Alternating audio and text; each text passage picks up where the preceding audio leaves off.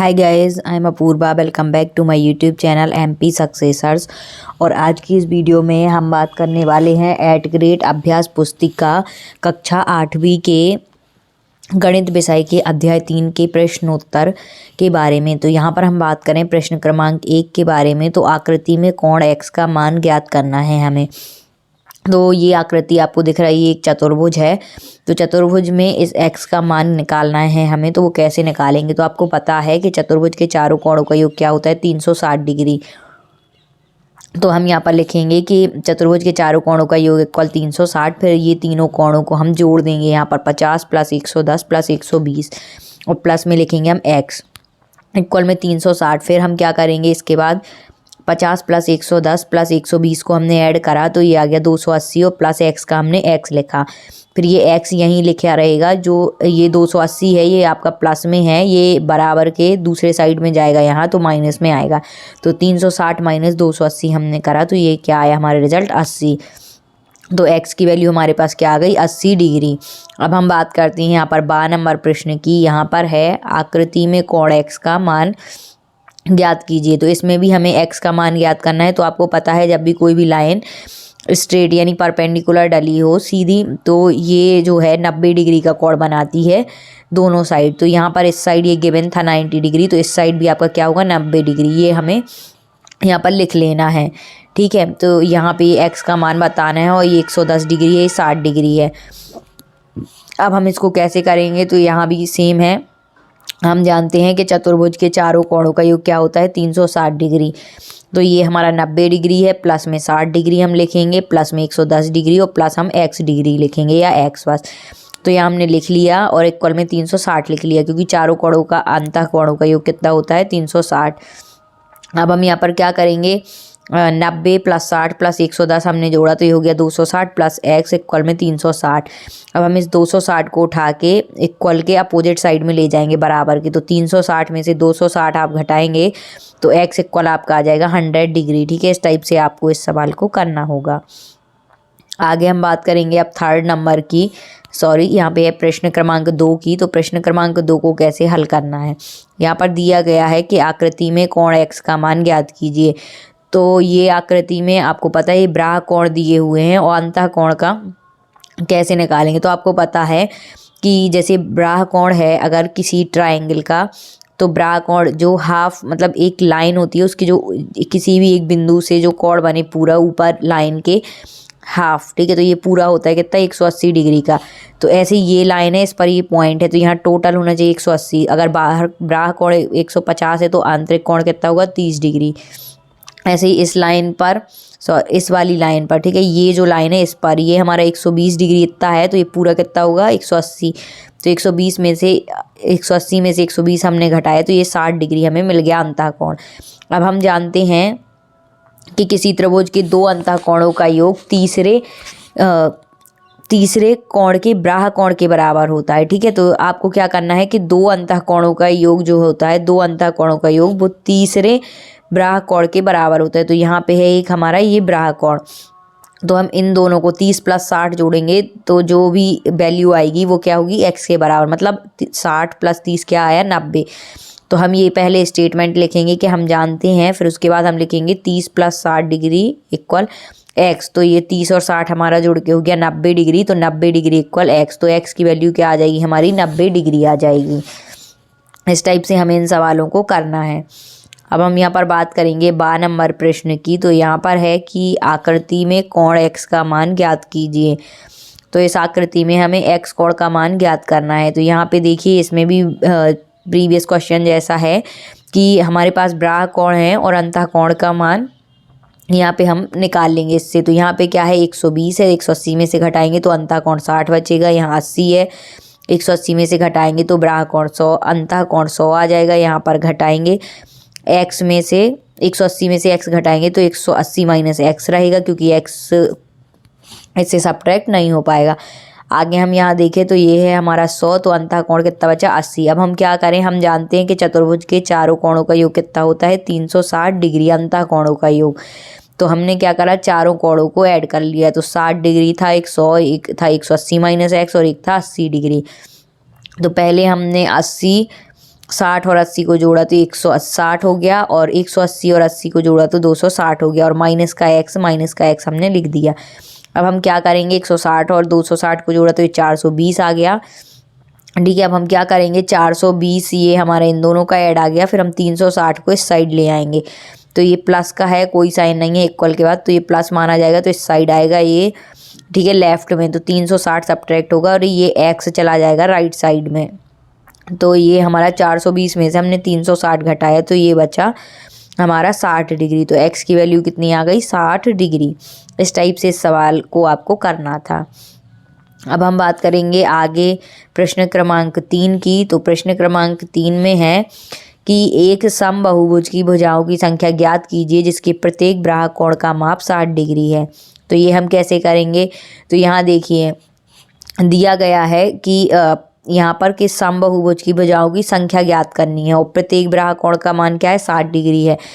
तो हम यहाँ लिखेंगे कि प्रश्नानुसार भुजाओं की संख्या अगर आपको निकालना है तो इसका फॉर्मूला होता है भुजाओं की संख्या इक्वल 360 डिग्री बटे में प्रत्येक बाह्य कोण। तो हमें पता है कि 360 डिग्री ऊपर हमें लिखना ही है और बाह्य कोण दिया हुआ है कि 60 डिग्री है। तो हमने 60 से 360 को 60 से भाग दिया, तो एक जीरो से एक जीरो कट गया, 6 एकम 6 करा और 6 का भाग दिया 36 में, तो 6 चंग 36 यानी 6 आ गया। तो इसका मतलब ये हुआ कि भुजाओं की संख्या कितनी होगी समबाहुभुज में जिसके प्रत्येक बाह्य कोण 60 डिग्री है। तो ये कितना होगा, 6 भुजाएं। तो यहाँ पर आपको लिखना है, अतः इस समबाहुभुज में 6 भुजाएं होंगी। ठीक है, तो 6 हमारा आंसर आ जाएगा। आगे बात करें प्रश्न क्रमांक 4 की। तो प्रश्न क्रमांक 4 में है कि एक समबाहुभुज की कितनी भुजाएं होंगी यदि एक बाह्य कोण का माप 40 हो। फिर से वही आ गया, अब बाह्य कोण का माप कितना है, 40 है। तो फिर हम वही फॉर्मूला लगाएंगे कि भुजाओं की संख्या 360 बटे एक बाह्य कोण या प्रत्येक बाह्य कोण। तो 360 में हमने 40 से भाग दिया, तो एक जीरो से एक जीरो कट गया, 4 एकम 4 और 4 से करा तो 4 नम 36, यानी कि इस बहुभुज में कितनी होगी, 9 भुजाएं होंगी, क्योंकि हमारा जो आंसर आ रहा है भुजाओं की संख्या वो कितना आ रहा है, 9। ठीक है, इस टाइप से आपको इन सवालों को करना है। अब बात करेंगे प्रश्न क्रमांक 5 की। तो इसमें है कि समानांतर चतुर्भुज ABCD के एक कोण का माप 50 डिग्री है, शेष तीनों कोणों का माप ज्ञात कीजिए। तो ये एक चतुर्भुज है जिसके चारों कोणों का माप है 360 डिग्री। ठीक है, ये हम जानते हैं। यहाँ पे हम बात करेंगे कि समानांतर चतुर्भुज के ये कोण दिया है 50। तो हम यहाँ पे देखिए दिया गया है एंगल A इक्वल 50 डिग्री, और हमें पता है कि जो समानांतर चतुर्भुज होता है इसके विपरीत कोण, जैसे एंगल A के विपरीत है एंगल C और एंगल B के विपरीत है एंगल D। तो जो विपरीत कोण होते हैं वो बराबर होते हैं, तो एंगल A इक्वल हो जाएगा एंगल C और एंगल B इक्वल हो जाएगा एंगल D। ठीक है, यानी कोण A इक्वल कोण C और कोण B इक्वल कोण D। अब हम यहाँ पर लिखेंगे, हम जानते हैं कि समानांतर चतुर्भुज के जो आसन्न कोण होते हैं, आसन्न कोण मतलब एक लाइन पर बने दो कोण, तो मतलब एंगल A भी इसी लाइन पर बना है, यानी कोण A और कोण B भी, ऐसे ही कोण C और कोण D यहाँ पर बना हुआ है। ठीक है, तो ये हमने लिखा। तो हम जानते हैं कि समानांतर चतुर्भुज के आसन्न कोणों का योग होता है 180 डिग्री। तो angle A plus angle B का योग, इन दोनों एंगल का योग क्या होगा, 180। तो एंगल A क्या, यानी कोण A की वैल्यू थी हमारे पास 50, तो हमने 50 लिखा, फिर कोण B लिखा, फिर 180 लिखा।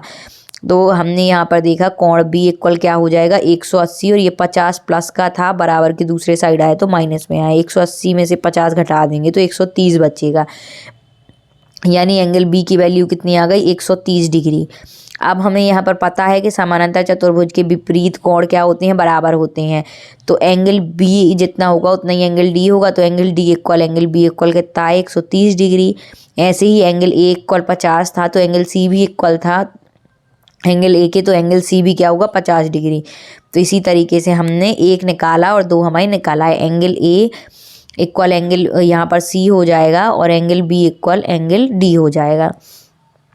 इस टाइप से आपको इस सवाल को कर लेना है। अब बात करेंगे 6 नंबर प्रश्न की। तो 6वें नंबर का प्रश्न है कि दी गई आकृति PQRS एक आयत है जिसमें OP की वैल्यू 2x + 4 है और OS की वैल्यू 3x + 1 है। तो x का मान ज्ञात करना है। ठीक है। तो हमने यहाँ पर लिखा कि दिया गया है OP इक्वल इतना और OS इक्वल इतना। अब हम जानते हैं कि जो आयत होते हैं उसके विकर्ण बराबर होते हैं, मतलब कि PR इक्वल QS होगा, और जो आधे पे विकर्ण होंगे मतलब विकर्ण का हाफ होगा यानी O पॉइंट से, तो OP इक्वल हो जाएगा ये सभी, फिर ये हाफ भी एक दूसरे के इक्वल हो जाएंगे। ठीक है, क्योंकि ये पूरा विकर्ण इस पूरे के इक्वल होता है और ये क्या है इनका सेंटर, तो ये लाइन इस लाइन के इक्वल और ये लाइन इस, मतलब सभी चारों लाइनें O से जो शुरुआत है OP equal OS equal OQ equal OR, ये सभी चारों एक दूसरे के इक्वल हो जाएंगे। तो आयत के विकर्ण क्या होंगे, बराबर होते हैं। तो अब हम यहाँ पर क्या कर लेंगे कि नेक्स्ट पेज में हम देखेंगे कि आयत के हम विकर्ण हम बराबर लिखेंगे।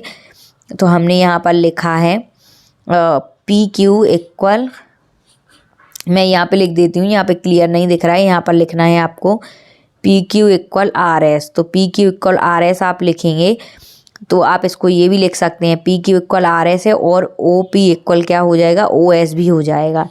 ठीक है, तो हमने इसका हाफ लिया और इसका हाफ पॉइंट लिया O से, तो ये आ गया। अब OP की वैल्यू भी हमारे पास दी है 2x + 4 और OS की वैल्यू भी हमारे पास दी है 3x + 1, तो ये हमने यहाँ पर रख ली।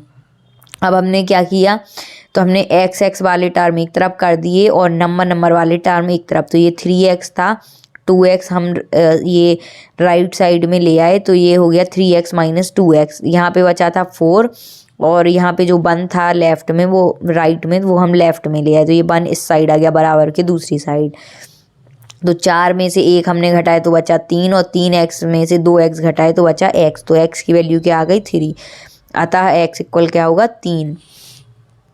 ठीक है, तो ये हमारा आंसर हो गया। अब बात करेंगे यहाँ से 7वें नंबर प्रश्न की। यहाँ पर है ABCD एक आयत है, तो x का मान ज्ञात कीजिए। तो यहाँ पर हमने एक आयत लिया और ABCD यहाँ पर लिख दिया। ठीक है, ये ABCD क्या है, एक आयत है, तो x का मान हम कैसे निकालेंगे। तो देखिए हम जानते हैं कि आयत के चारों कोणों का योग क्या होता है, 360 डिग्री होता है, इसलिए angle A plus angle B plus angle C plus angle D equal क्या हो जाएगा हमारा, यहाँ पर हो जाएगा 360 डिग्री। ठीक है, तो ABCD एक आयत है और x का मान कैसे निकालेंगे, तो आयत के चारों कोणों का योग क्या होगा 360 डिग्री, तो सबके x हमने जोड़ लिए, ये हमने लिखा, फिर x plus x plus x plus x equal 360 degree और चारों x को जोड़ा तो 4x हो गया यहाँ पर और ये 360 डिग्री।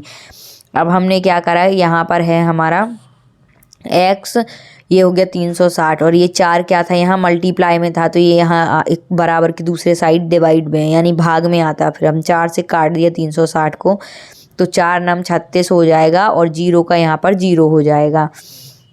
ठीक है, इस टाइप से हमारा ये आंसर क्या होगा आ जाएगा। तो हमारा आंसर क्या आएगा, x इक्वल 90 डिग्री। ठीक है, अब हम बात करेंगे यहाँ पर 8वें नंबर प्रश्न की।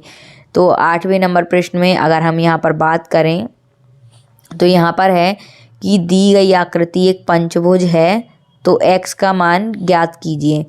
तो ये भी सेम हमें ऐसे ही करना है कि यहाँ पर हम लिखेंगे कि पंचभुज में भुजाओं की संख्या कितनी होती है 5, तो n इक्वल हमारा हो गया 5, लेकिन n भुजाओं के बहुभुज में सभी अंतः कोणों का योग हमें पता होना चाहिए। तो इसका एक फॉर्मूला होता है 2n - 4 × 90 डिग्री।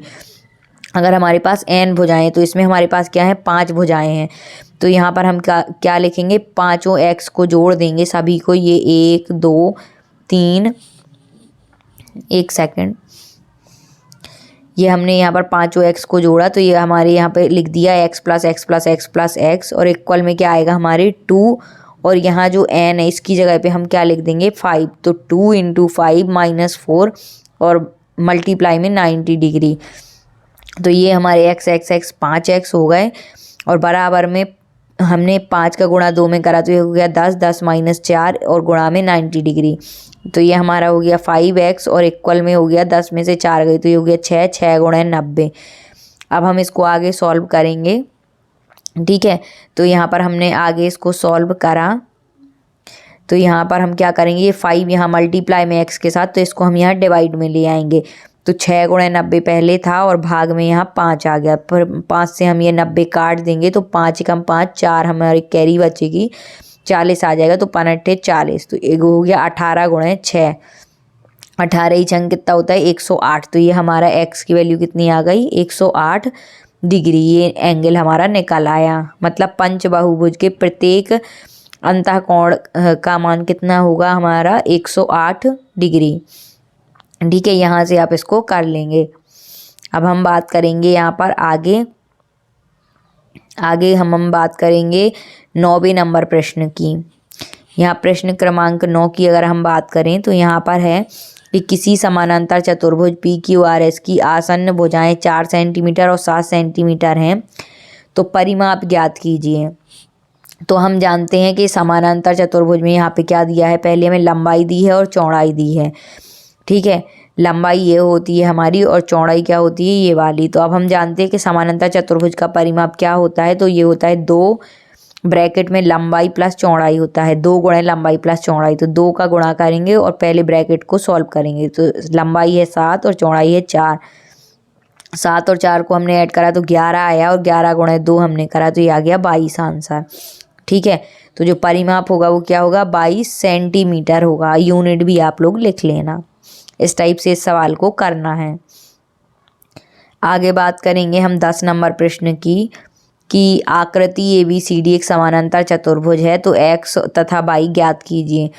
तो ABCD एक समानांतर चतुर्भुज है, x और y की वैल्यू ज्ञात करनी है। तो हम यहाँ पर क्या करेंगे, हम यहाँ लिखेंगे, हम जानते हैं कि समानांतर चतुर्भुज की विपरीत भुजाएं क्या होती हैं, बराबर होती हैं। ठीक है, ये समानांतर चतुर्भुज में क्या होता है कि ये साइड्स मतलब जो चौड़ाई वाली हैं ये एक दूसरे के इक्वल होती हैं और लंबाई वाली ये एक दूसरे के इक्वल। तो यहाँ हम लिखेंगे 5x = 15, ठीक है, और 5y + 1 = 26। तो यहाँ हमने इसी तरीके से करा कि जो साइड AB है, ठीक है, साइड AB किसके इक्वल होगी, DC के, और साइड AD यानी चौड़ाई वाली साइड है वो किसके इक्वल होंगी, BC के। तो यहाँ AB की वैल्यू रखी 5y + 1 और DC की 26। ठीक है, फिर यहाँ पे हमने रखा AD की वैल्यू 5x और BC की वैल्यू 15। तो हम यहाँ x इक्वल निकालेंगे, ये 5 × x है, मल्टीप्लाई में है 5x के, तो 5 ये दूसरे साइड क्या आएगा डिवाइड में, तो 15/5 हो जाएगा, 15/5। तो 5 से हमने 15 को काटा तो 3 आ गया, तो x इक्वल हमारे पास 3 आ गया। अब हम अगर यहाँ बात करें तो इस साइड अगर हम सॉल्व करें तो ये हमने क्या करा, 5y को यहीं छोड़ा, 1 को हम दूसरे साइड ले गए, तो प्लस में था तो माइनस में पहुँच गया। तो 26 में से 1 घटाए तो ये आ गया 25। तो 25 और यहाँ 5y = 25। तो ये हम 5 क्या है y के मल्टीप्लाई में है, दूसरे साइड आएगा बराबर के, तो भाग में आ जाएगा, तो 25/5 आ जाएगा। तो 5 को हमने भाग दिया 25 में, तो ये आ गया 5×5 25, तो यहाँ आ गया 5। तो y की वैल्यू क्या आ गई 5। तो यहाँ पे ओवरऑल हमारा क्या आया रिजल्ट, x की वैल्यू 3 और y की वैल्यू 5। तो हमने ब्रैकेट में लिख दिया और ये आंसर डाल दिया। इस टाइप से हमारे ये पूरे जो सवाल थे 10 सवाल ये कंप्लीट हो गए हैं। Thanks for watching my videos. Please video को ज़्यादा से ज़्यादा लाइक करें, शेयर करें, चैनल पर नए हैं तो चैनल को सब्सक्राइब कर लें, आपको इस टाइप की वीडियोज़ मिलती रहेंगी। Thank you.